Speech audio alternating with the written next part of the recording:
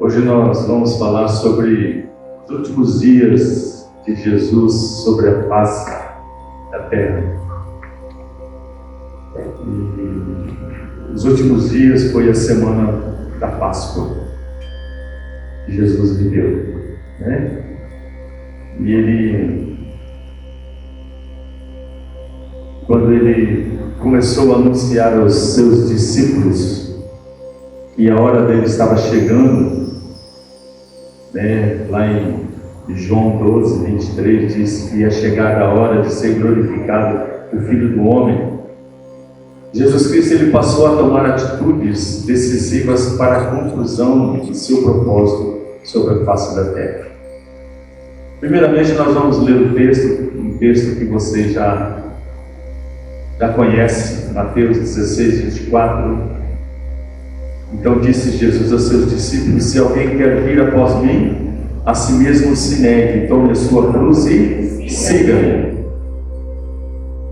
Então a última semana de Jesus sobre a face da terra, ela foi marcada por momentos muito difíceis e foram momentos cruciais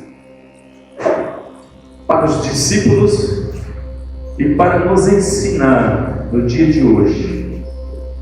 Jesus sabia tudo o que ele enfrentaria no caminho para a cruz. E a cada passo que ele dava, a cada instante que se aproximava dela, trazia a ele uma agonia muito grande. A gente, quando começa a ver dificuldade no caminho, nas coisas, no nosso dia a dia, geralmente traz uma agonia, traz uma coisa difícil. Então nós vamos passar a refletir sobre esses fatos principais a respeito da última semana de Jesus sobre a terra, E ele começa com a entrada em Jerusalém, E a partir desse momento, da entrada dele até Jerusalém, até a ressurreição, nós vamos ver alguns pontos. Nós vamos nos aprofundar, porque se nós aprofundarmos aqui verdadeiramente, nós vamos ficar o dia inteiro e não vai dar tempo ainda. Mas eu gostaria que você lesse na sua casa, em Mateus, a partir do versículo 21, do capítulo 21, até o 25, mais ou menos, e você vai ver, e deixa Deus ministrar o seu coração, deixa Deus ministrar a sua vida, que são o momento que Jesus toma a decisão de ir para a cruz verdadeiramente, não tomar a decisão, mas que começa a sua caminhada para a cruz do Calvário. Eu vou fazer uma pergunta para você. Você já teve uma semana difícil na sua vida? Complicada? Hã? Só uma semana? Só? Pode ser Por que nós vamos aprender aqui? Foi uma semana que Jesus teve de aflição na sua vida. Porque se aproximava o dia para o fim qual que ele veio, e o seu coração ficava angustiado. E nós, se você ler lá depois que ele subiu lá no Getsemane, o seu suor se tornou como gotas de sangue. Tão grande era a aflição, a agonia, a dor, o sofrimento de que ele haveria de passar, porque ele sabia, porque ele era Deus também, não só homem, mas Deus. E ele tinha consciência da responsabilidade que ele tinha que fazer esta obra grandiosa. E era a semana da Páscoa. Não vamos atentar a respeito da Páscoa desde a saída do Egito, E foi comemorada a primeira Páscoa, que o cordeiro tinha que ser morto, que tinha que se comer com ervas amargas, cordeiro morto, ervas amargas. o sangue na cruz, o sangue no umbral das portas, para o Senhor passar por cima dos primogênitos, e ele foi o primogênito que morreu. Então vai casando as coisas e você vai ver que gracioso foi a obra de Jesus Cristo por nós na cruz do Calvário. Como foi preciosa. E nós, como igreja, nós temos que ter em mente isso. Muitas pessoas estão dentro da igreja e não têm consciência daquilo que Jesus fez na cruz por nós. Então nós vamos aqui, a primeira decisão, a primeira atitude que o Senhor teve foi, a partir de Mateus 21, de 1 até o versículo 11, nós não vamos ler, mas depois eu vou passar para vocês vão estar lendo nas suas casas, né? Então, Jesus, no domingo anterior da sua ressurreição, ele entrou em Jerusalém montado num jumentinho e foi recebido com aclamação pelo povo, como rei. Ele foi recebido pelo povo como rei, montado no jumentinho. Por vários outros momentos, Jesus já tinha passado por Jerusalém, mas dessas vezes ele cumpriu o seu propósito de assumir o senhorio sobre o povo de Deus. Esse momento nos ensina sobre a necessidade de nós recebermos a Jesus como Senhor e Salvador das nossas vidas e confessando com os nossos lábios. O povo aclamava: eis que vem. E o povo perguntava: quem é esse? Quem é esse que vocês proclamam? Quem é esse que vocês adoram, que estão recebendo? Ele é o Senhor, ele é o Messias enviado. Então, o primeiro ensinamento que Jesus Cristo nos dá sobre a última semana dele de vida nós temos que receber o Senhor Jesus como nosso Senhor, como o nosso Rei. Coisa simples. E às vezes nós não nos atentamos, mas quando o Senhor começa a ministrar o nosso coração, é muito profundo isso. O povo colocava suas vestes no chão e ele passava, e o povo adorava e recebia ele como rei. Primeira coisa da nossa vida: decida a receber Jesus como Senhor da sua vida. Ele sendo o Senhor da sua vida, como o Rei. A segunda atitude de Jesus Cristo, no dia seguinte, ele passa um tempo ali em Jerusalém, vai para Betsaida, passa a noite lá, e ele volta, aí ele adentra o templo e vê os mercadores dentro do templo fazendo negócios ilícitos na casa do Pai. E após ele ter sido recebido em Jerusalém como Senhor, Jesus age como tal, corrigindo o que havia de errado na casa do Senhor. Por muitas vezes, na sua mocidade, 30 anos, vamos dizer assim, ele já tinha entrado várias vezes no templo e visto o comércio na casa de Deus, porque isso era comum, né? Mas ainda não era chegado a hora. Tudo tem um tempo certo para Deus. Agora que ele foi recebido como Senhor, então ele reage como tal para a mudança no templo. Quem é o templo do Senhor hoje? Nós somos o templo do Senhor. Antes quando ele vinha de Betsaida, antes de ele entrar no templo, ele passou por uma figueira e ele disse que ele estava com fome. E ele viu a figueira e não tinha fruto para ele se comer. E ele amaldiçoou a figueira. Uma coisa que nos ensina nisso: nós temos que dar frutos para o Senhor. Se nós não rendemos frutos para a glória de Deus, nós vamos ser queimados.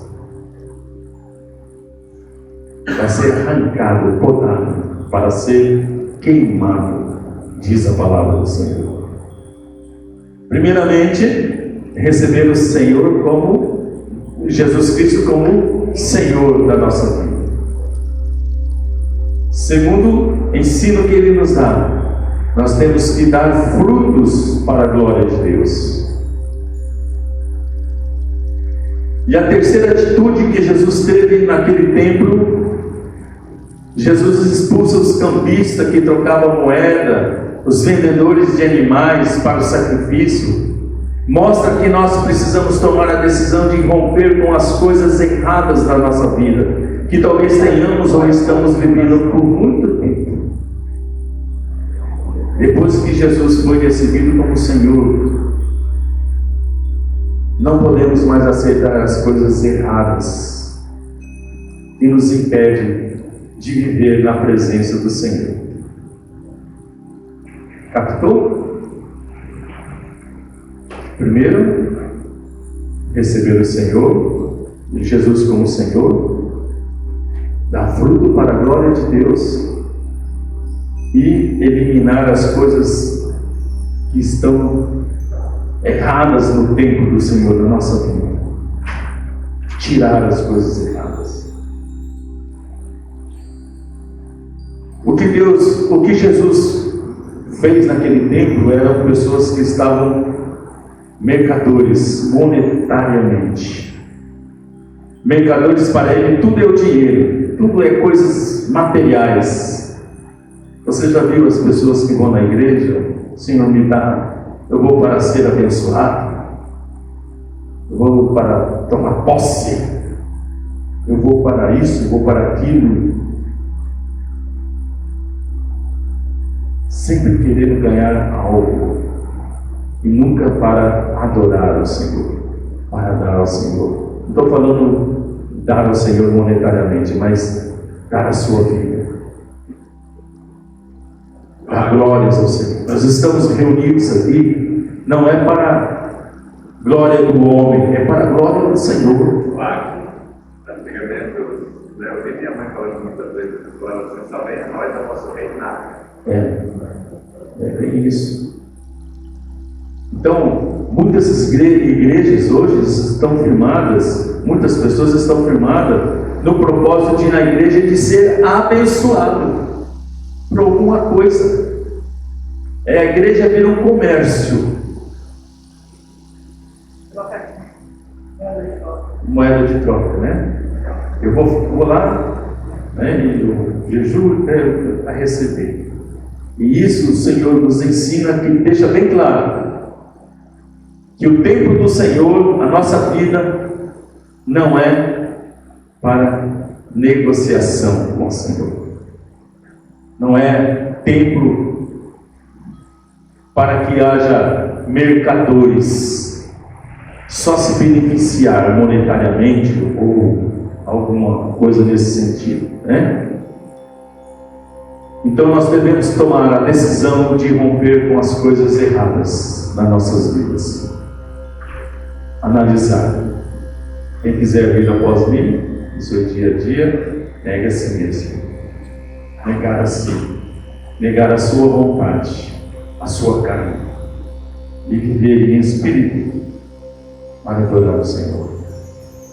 O terceiro ensinamento que Jesus nos dá é sobre a palavra do Senhor. E depois dessa atitude que ele tem no templo, ele passa a ensinar os seus discípulos. Depois você vai ler. Jesus se dedica a ensinar os seus discípulos, os seus seguidores no templo. Ele começa a ministrar no templo, né? No dia seguinte, ele volta ao templo e ele começa a ministrar, a ensinar a palavra de Deus. E haviam vários assuntos que eles precisavam saber a respeito do Messias. Porque os judaizantes, os judeus, eles estavam cegos. Só para ter uma noção, do último profeta até Jesus, João Batista, foram praticamente 400 anos, 300 e alguns poucos anos. 400 anos, quantas gerações tem? E o povo, por não haver mais profeta ministrando, trazendo a consciência, o pecado do erro, o pecado da nação, o povo foi se corrompendo. Aqueles que tinham as promessas, que entendiam, foram morrendo, e a nova geração vindo, e não se atentava para a vida do Messias verdadeiramente. Conhecia o Torá, estavam no templo, mas se tornava uma coisa ritual na sua vida, uma coisa assim, como cristão. Não se deixe tornar um culto uma coisa ritual. Eu tenho que ir, eu tenho que estar. Não. Você vem por prazer de estar, para adorar, para conhecer, para aprender, e não simplesmente por ir. Muitas pessoas, eu tenho que ir na igreja, sábado e domingo eu tenho que ir, dia tem que ir. Tá? Então isso era uma das coisas que Jesus começa a ensinar a respeito disso para eles no templo. Os religiosos questionam a sua autoridade e queriam motivos para aprender. E Jesus começa a falar a verdade a respeito do Messias, a respeito da vida com Deus, das promessas que Deus tinha dado. Aí eles começam a questionar a Cristo e queriam de toda maneira prendê-lo, porque não concordavam com as verdades que Jesus estava falando. E Jesus estava falando a respeito daquilo que os profetas anteriormente tinham falado.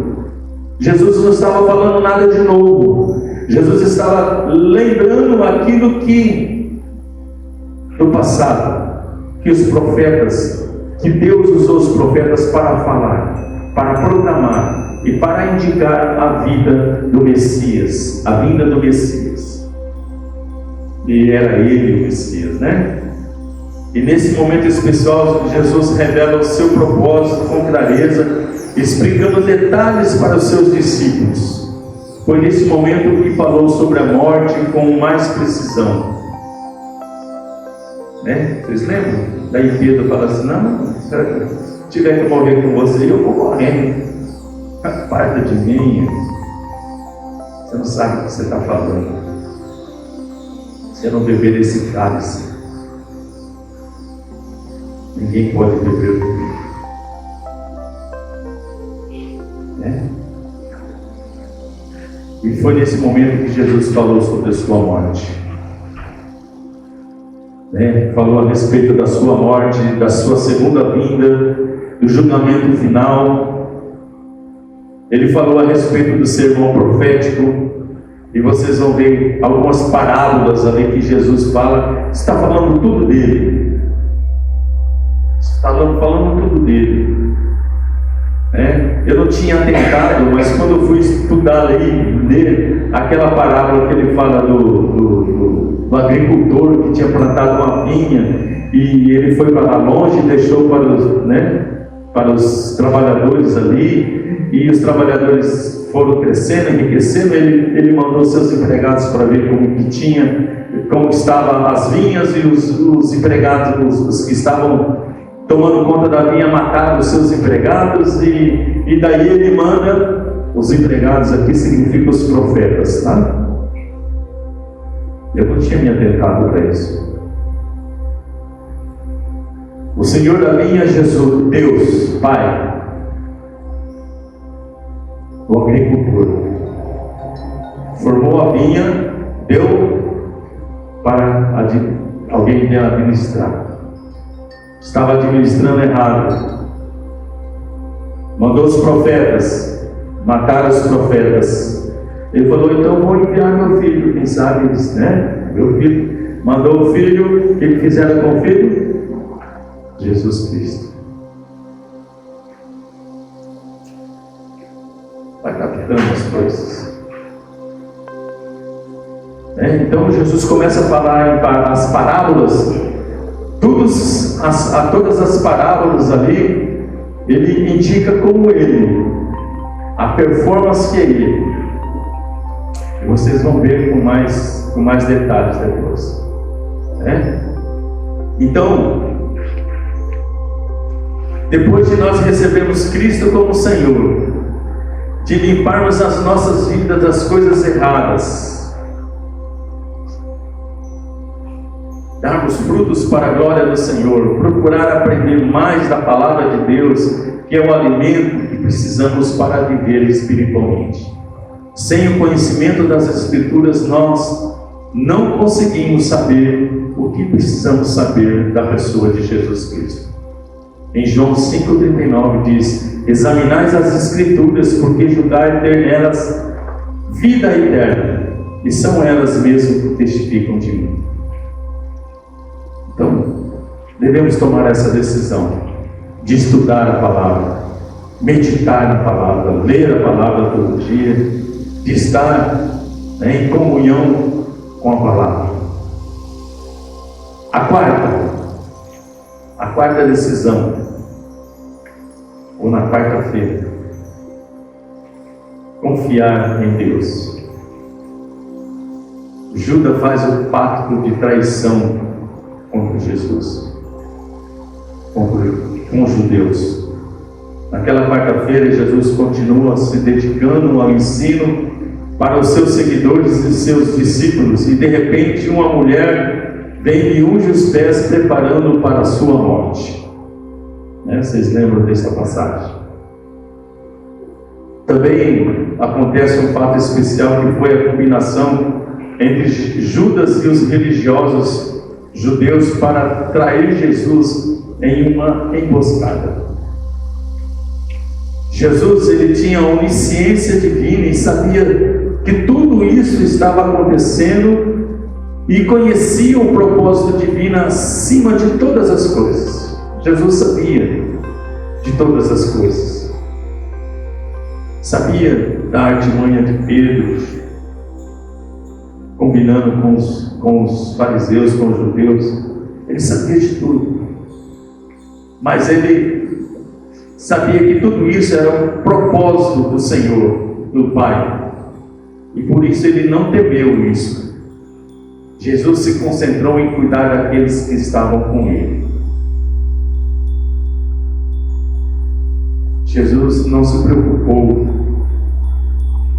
com a vida de Pedro, vamos dizer assim, mas ele estava focado nas pessoas que estavam juntamente com ele, que estavam com ele, que estavam do lado dele, que estavam crendo nele, que estavam firmados nele, que tinham ele como um mestre, que tinham ele como Senhor, que tinham e que estavam interessados a respeito dos seus ensinamentos, da sua vida, estavam crendo nele como Messias.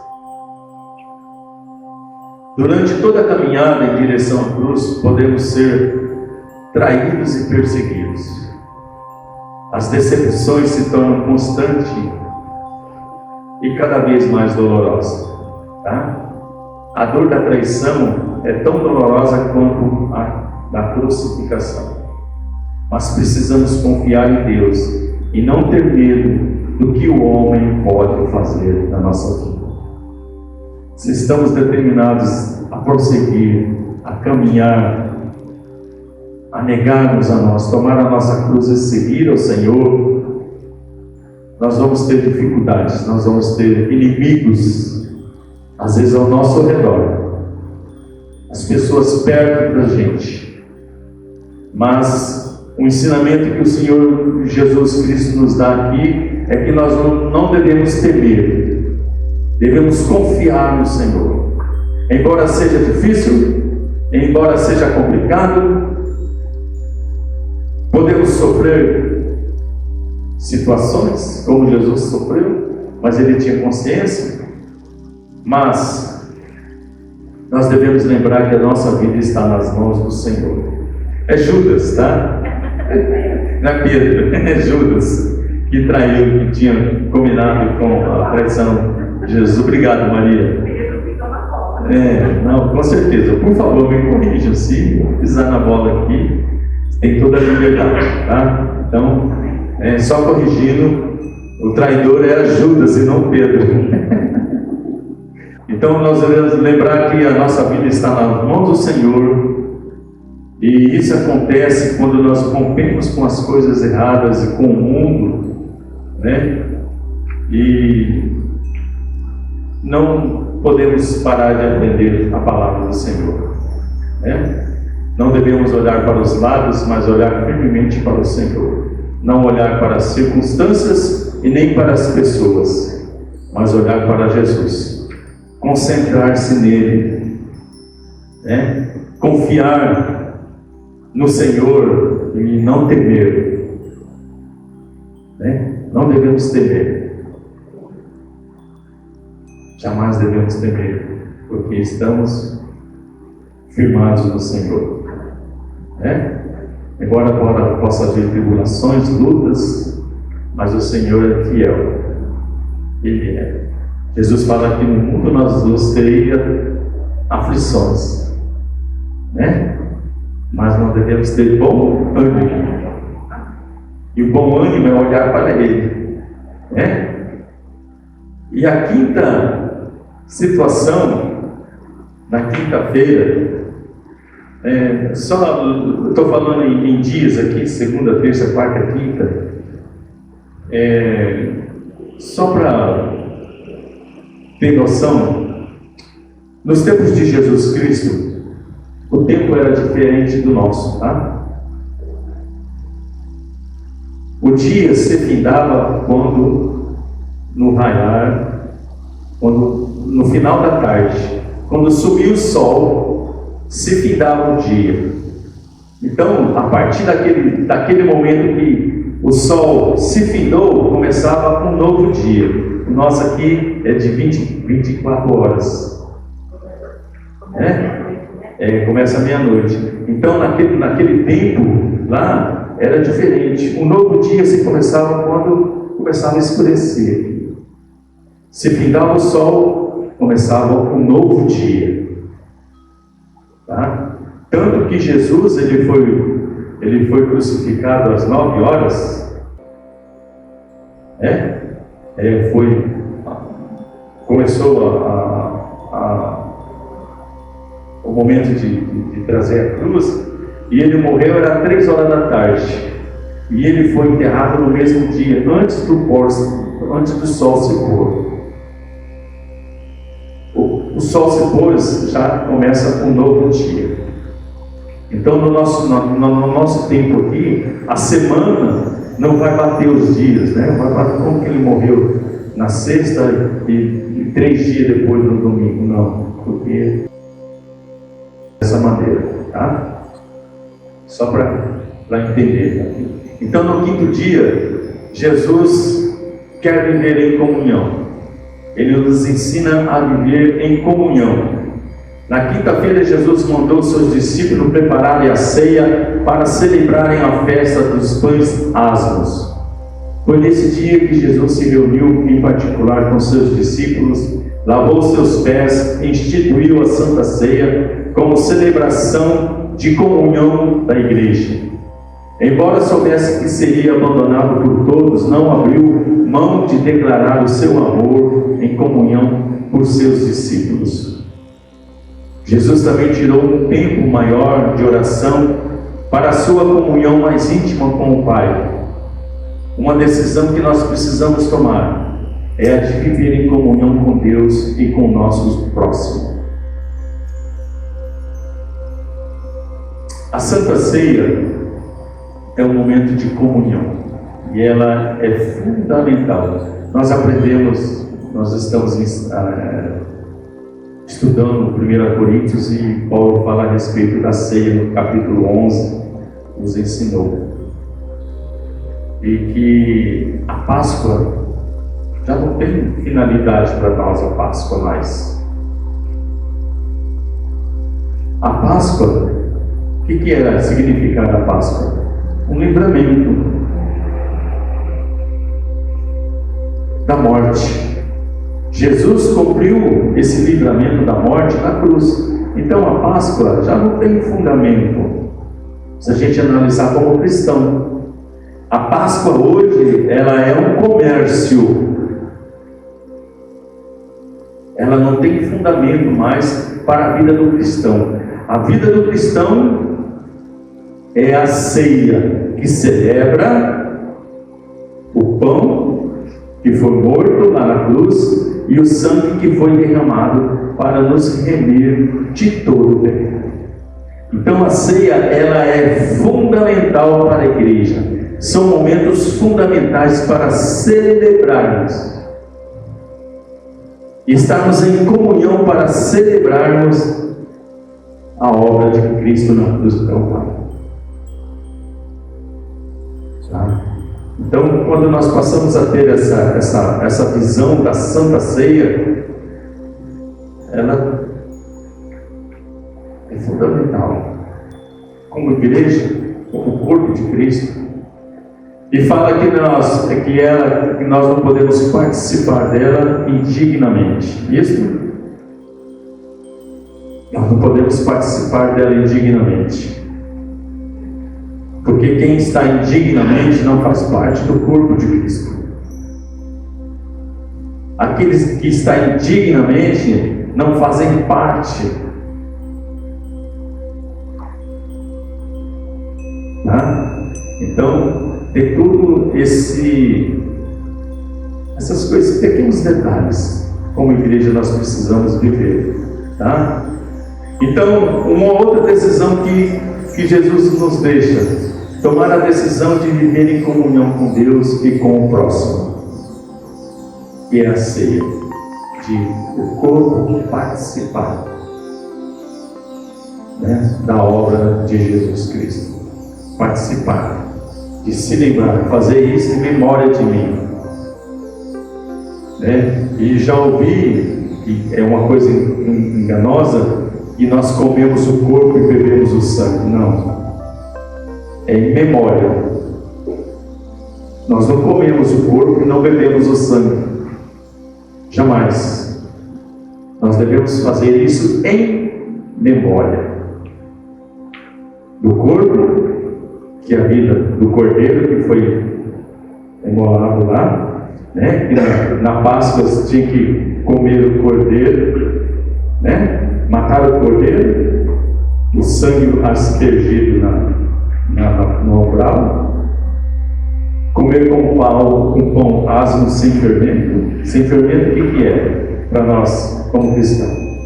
Não ter fermento na nossa vida, o que é na nossa vida? Não ter pecado. Nós devemos participar sem pecado. Não podemos participar com pecado, né? Na sexta-feira, Jesus leva a sua cruz. Uma decisão de morrer para o mundo. Jesus nos ensina que nós devemos morrer para o mundo. A sexta-feira foi o dia em que Jesus foi julgado pelos homens e de forma cruel ele foi açoitado, obrigado a carregar a sua cruz, caminhando em direção ao Calvário, onde morreu se entregando para a salvação de todos a que nele creem pela fé. Foram horas dolorosas e intensas, e a cada momento as feridas sobre Cristo ficavam maiores, até que cada gota da sua vida fosse entregue na cruz. Morreu crucificado, foi sepultado. Assim como Jesus fez No caminho para a cruz, devemos saber que temos que morrer para o mundo. A via cruz ela é dolorosa e a cada passo mais pesada. Você tem uma noção?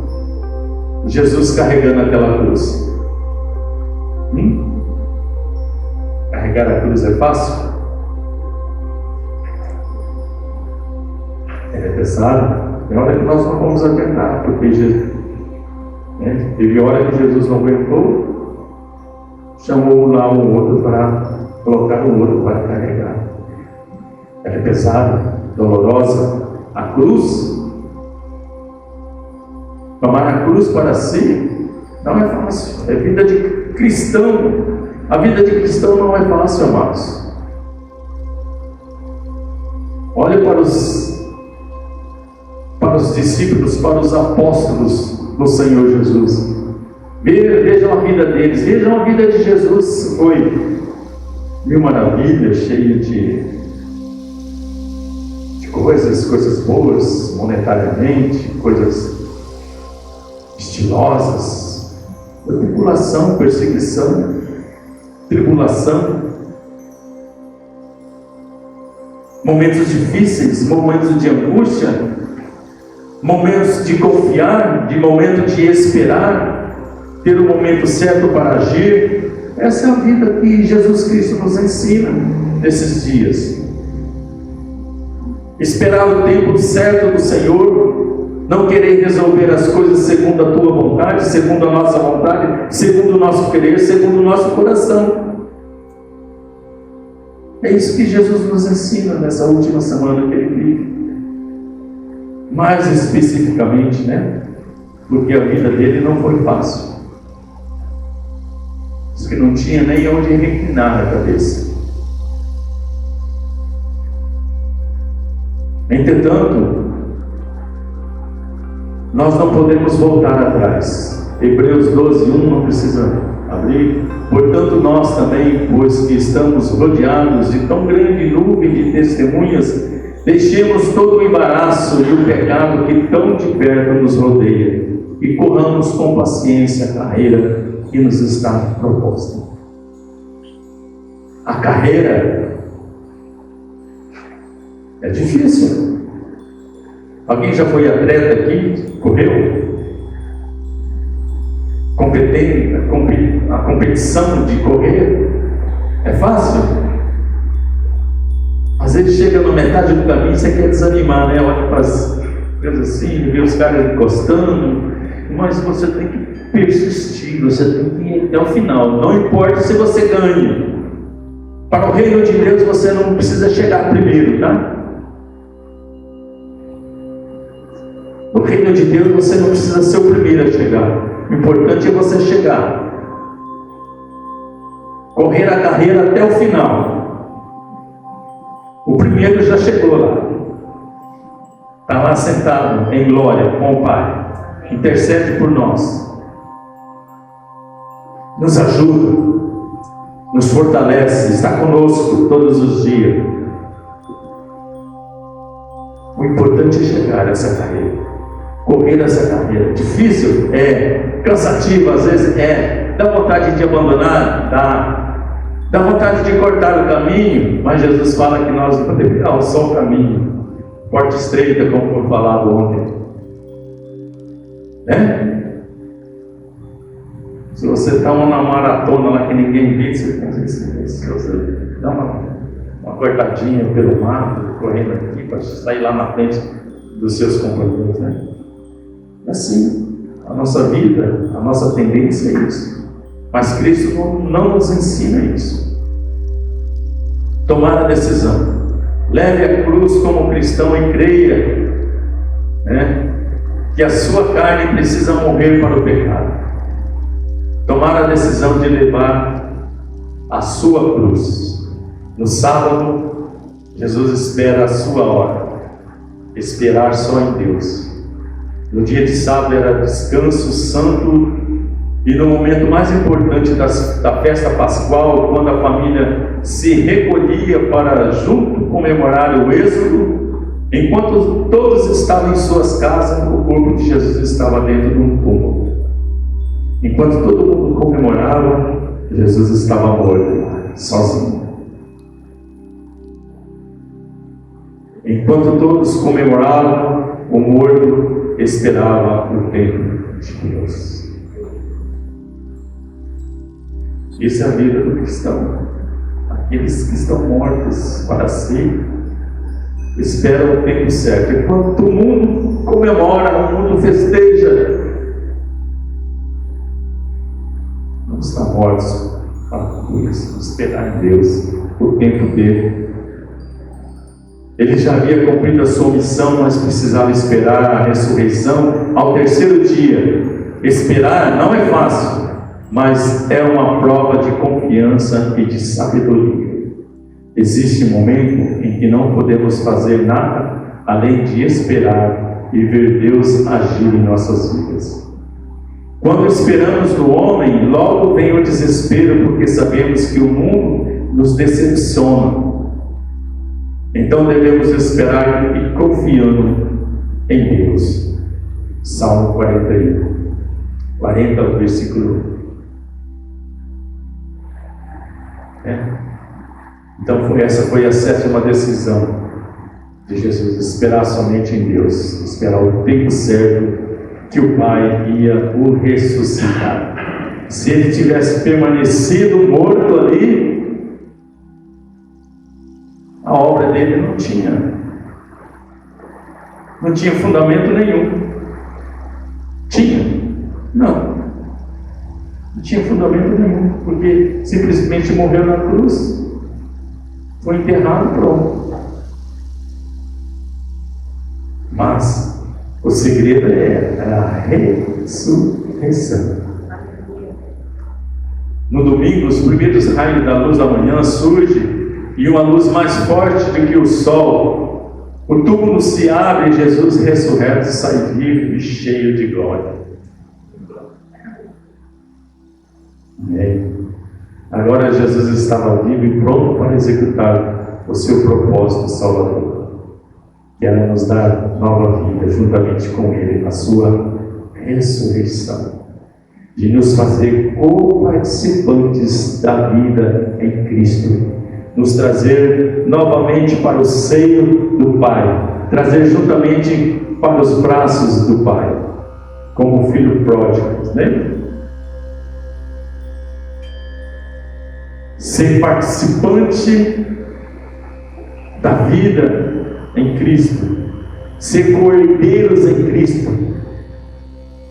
nos tornarmos herdeiros novamente.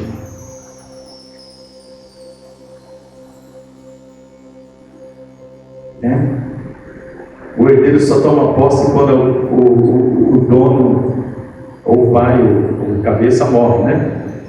Aí ele faz o testamento.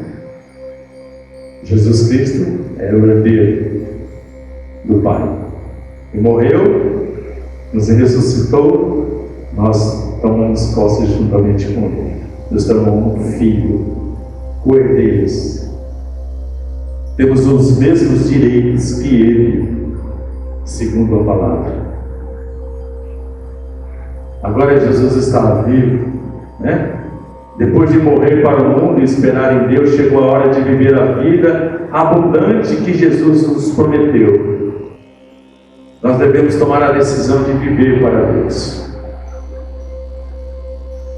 Então vamos lá para as decisões. Alguém lembra aí? Primeiro era receber o Senhor Jesus como Senhor. O segundo era dar frutos, né? E romper com as coisas erradas, né? Tem dois propósitos aí.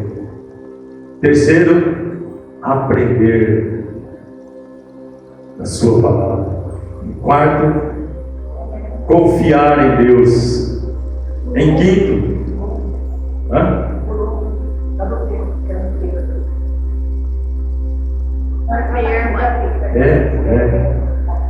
quarto, confiar em Deus. Quinto, viver em comunhão com Deus e com os irmãos. Em sexto, morrer para o mundo. Em sétimo, esperar em Deus. E oitavo, viver só para Deus. Em conclusão, Mateus 10:38, quem não tomar a sua cruz, e vir após mim, não é digno de mim. A caminhada para a cruz não é fácil, mas é o único caminho mostrado por Jesus para quem quer segui-lo, em João 14:6.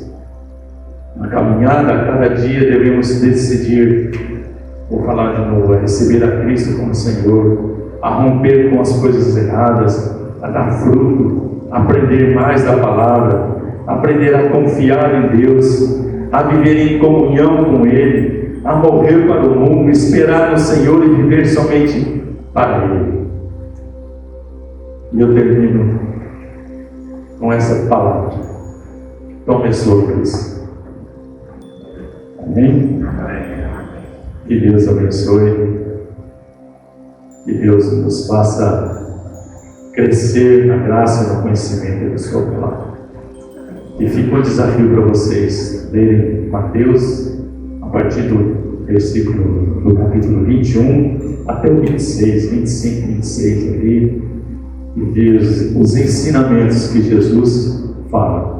E todos eles, os ensinamentos, são direcionados a Ele, porque é a última semana dele sobre a face da terra, e Ele está ensinando e trazendo a memória dos seus discípulos,